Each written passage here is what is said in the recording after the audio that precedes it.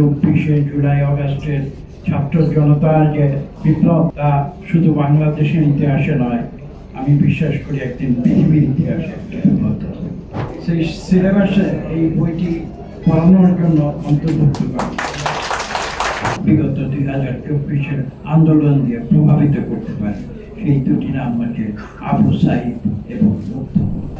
প্রথমেই যে কথাটি আমাকে বলতে হবে সেটি হচ্ছে আজকে আমরা যে বইটি নিয়ে আলোচনা করছি, বাংলাদেশের মানুষের সংগ্রামের ইতিহাসে একটি অনবদ্য সংগ্রাম। আমি আশা করি এই একটি বাক্যে আমি এই বইটি সম্বন্ধে যা কিছু বলার সবকিছু বাংলাদেশের মানুষের গণতন্ত্রের আন্দোলনে এই বইটি একটি অনবদ্য সংকলন এবং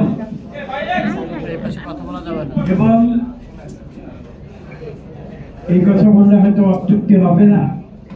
আজকে বাংলাদেশের কোনো বিশ্ববিদ্যালয়ে একটি নতুন বিভাগ খোলা হয়েছে, ডিপার্টমেন্ট অফ বাংলাদেশ স্টাডিজ।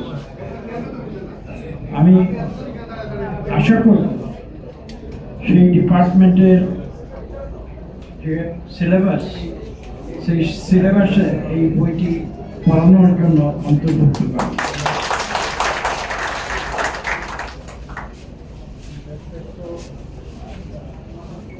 আমরা অনেক কথা বলি, কিন্তু এই কথাগুলো বসে লিপিবদ্ধ করা এটা অত্যন্ত কঠিন কাজ, এটা সবাই করতে পারে না। সেই কাজটি আজকে আমাদের প্রফেসর জনাব সাইফুল ইসলাম সাহেব করেছেন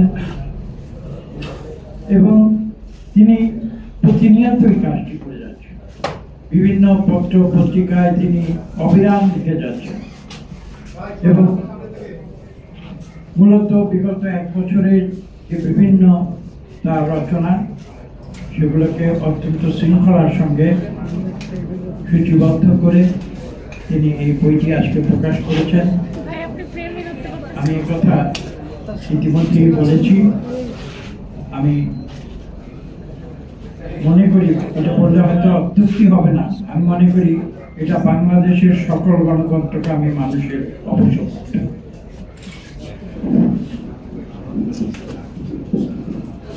বইটির যে শিরোনাম, সেই শিরোনামটি দেখুন, লক্ষ্য করুন।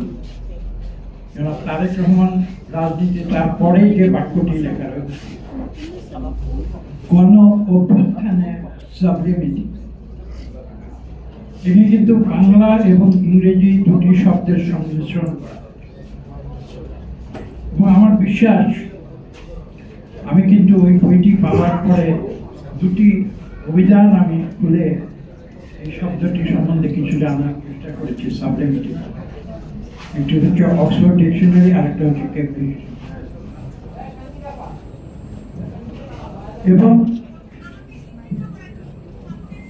আমি যদি সহজ বাংলায় আমাদের সাধারণ মানুষের বোধগম্য করে বলতে চাই, হয়তো এটা সঠিক শব্দটি সঠিক প্রতিশব্দ হবে না, অথবা সঠিকভাবে হয়তো আমি এই শব্দটির যে ভাবার্থ সেটা হয়তো আমি বাংলায় সেভাবে বলতে পারবো না।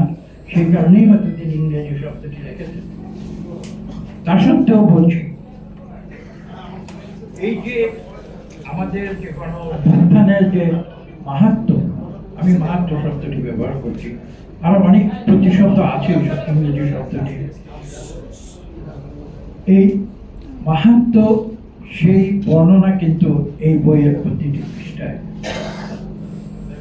এবং এই গণ আন্দোলন তিনি এই বইয়ের, আমি দুটি উদাহরণ দিচ্ছি। একটি হচ্ছে পৃষ্ঠা 9, সেখানে তিনি বলেছেন যে এই গণ আন্দোলন বাংলাদেশের ইতিহাসে একটি অনবদ্য সংযোজন এবং ইতিহাসের চিরদিন ধরে। আমি এই সঙ্গে বিনীতভাবে একটু যোগ করতে চাই, শুধু বাংলাদেশের গণতন্ত্রের ইতিহাস নয়, আমি বিশ্বাস করি বাংলাদেশে এই বিগত 2024 জুলাই অগাস্টের ছাত্র জনতার যে বিপ্লব, তা শুধু বাংলাদেশের ইতিহাসে নয়, আমি বিশ্বাস করি একদিন পৃথিবীর ইতিহাসে হতে হবে। দ্বিতীয়ত, তিনি বইয়ের 15 পৃষ্ঠায় অতীত ইতিহাসের একটি উদাহরণ দিয়েছেন। গ্রিক মহাকাব্যে যে ইতিহাস লেখা রয়েছে, দুটি চরিত্র তিনি নিয়ে এসেছেন, কথা শুনেছেন, একিলিসের রেফারেন্স তিনি দিয়েছেন এবং ওডিসিয়াসের উদাহরণ। এই দুটি চরিত্র সেই প্রাচীন গ্রিক হোমারের যে মহাকাব্য, সেই মহাকাব্য এবং সেই ইতিহাস কিন্তু আজকের যুগে এখনো পর্যন্ত মানুষের স্মৃতিতে উজ্জ্বল হয়ে আছে। এবং সেই উদাহরণ তিনি টেনেছেন বাংলাদেশের 2024 ছাত্র জনতার বিপ্লবের যে প্রেক্ষিত, সেই প্রেক্ষিতে প্রসঙ্গ। আমি তার সঙ্গে আরো একটি নাম যোগ করব, মুক্ত প্রমেথিয়াস, গ্রিক ইতিহাস, সেই নামটি আমি যোগ করব। এবং আমি আর দুটি নাম এই ইতিহাসের সঙ্গে যোগ করব, যেটি হাজার হাজার বছর আগে গ্রিক ইতিহাস থেকে এসেছিল। তার সঙ্গে বর্তমান যুগের দুটি নাম আমি বিশ্বাস করি বিশ্বের ইতিহাসে একদিন হয়তো সংযুক্ত হবে, যদি আমরা বিশ্বের ইতিহাসকে সত্যিকার অর্থে বিগত 2024 আন্দোলন দিয়ে প্রভাবিত করতে পারি। সেই দুটি নাম হচ্ছে আবু সাইদ এবং মুগ্ধ। এখানে অনেক কথা আমরা শুনেছি, কাজে নতুন করে যে অনেক কিছু বলার আছে তা নয়। এবং আমি একথাও উল্লেখ করেছি, এই বইটি অবশ্য পাঠ্য আমাদের প্রত্যেকের জন্য, যারা বাংলাদেশকে নিয়ে চিন্তা করেন, যারা বাংলাদেশকে নিয়ে ভাবেন, যারা বাংলাদেশের গণতন্ত্রকে নিয়ে চিন্তা করেন, যারা বাংলাদেশের মানুষের অধিকার নিয়ে চিন্তা করেন, যারা মানবাধিকার নিয়ে চিন্তা করেন, যারা বাংলাদেশের মানুষের ভোটের অধিকার নিয়ে চিন্তা করেন, যারা বাংলাদেশের মানুষের বেঁচে থাকার অধিকার, অর্থনৈতিক অধিকার, যারা বাংলাদেশের মানুষের স্বাস্থ্য সেবা এবং চিকিৎসা সেবার অধিকার নিয়ে চিন্তা করেন। একটু আগে একজন বক্তা এখানে আপনাদের বলেছে। আমি বিনীতভাবে আমি বলবো যে আসুন আমরা এই বাংলাদেশকে আবার নতুন করে গড়ে তুলি। যে যাত্রা আমরা শুরু করেছিলাম 1941, যে যাত্রা কেউ কেউ বলেন,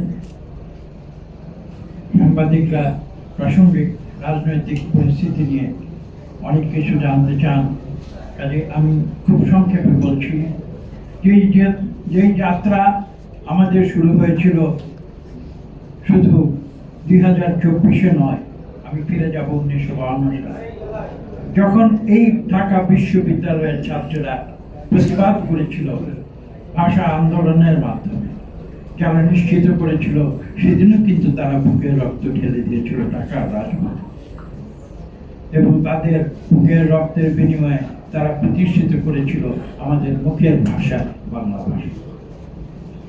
এবং দেখুন, এদেশের ইতিহাস আপনারা পর্যালোচনা করুন, অনেক বেশি অতীতে আমি যাব না, কিন্তু কথাটি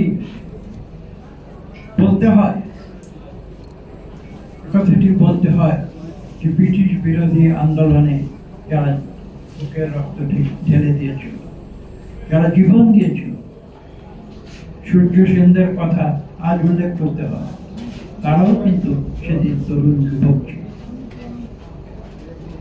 ক্ষুদিরামের কথা বলতে হয়। কাজে এদেশের মানুষের মুক্তির ইতিহাস, এটা কিন্তু চিরন্তন একটি ইতিহাস।